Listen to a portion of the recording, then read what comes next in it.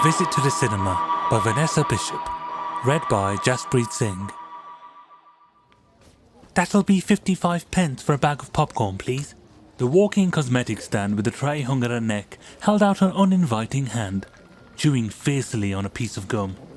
The velveteen gentleman in the back row handed her the money and settled back ready to enjoy the afternoon's offering, keeping a firm grip on the overactive cinema seat as he did so.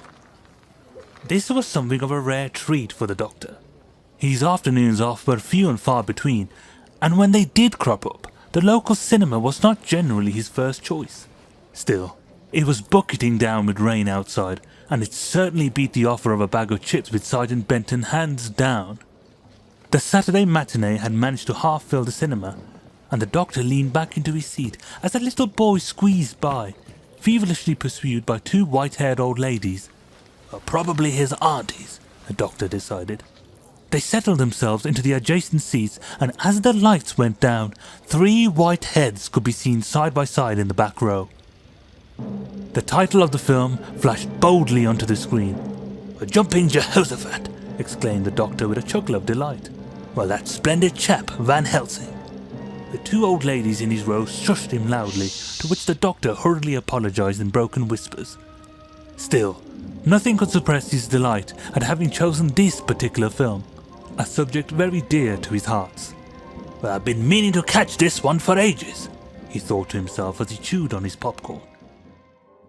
10 minutes into the film, and the doctor had a large white hanky to his eyes, dabbing away tears of laughter. He hadn't had such fun in years. "The sets were really quite splendid," he thought to himself, "and that machine was a most entertaining contraption. As for that young chap sitting on those chocolates, marvellous!"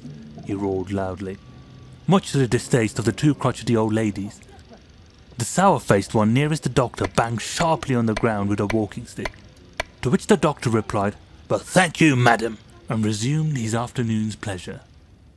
As the credits rolled, the images of the film mulled around in his head. "Well, how wonderful to have seen that particular planet in colour at last," he mused.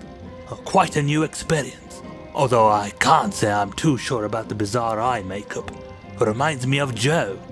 As he sat stroking his chin, one of the old ladies whispered, "I do hope he's going to behave himself in the next one." "Another film? Well, excellent value. Well, Sergeant Benton didn't know what he was missing." The second film title appeared amidst a mass of orangey red, and the doctor settled back once again, his legs stretched out in front of him. The white hanky made yet another appearance during a highly amusing scene with a food machine, which simply proved too much for the doctor.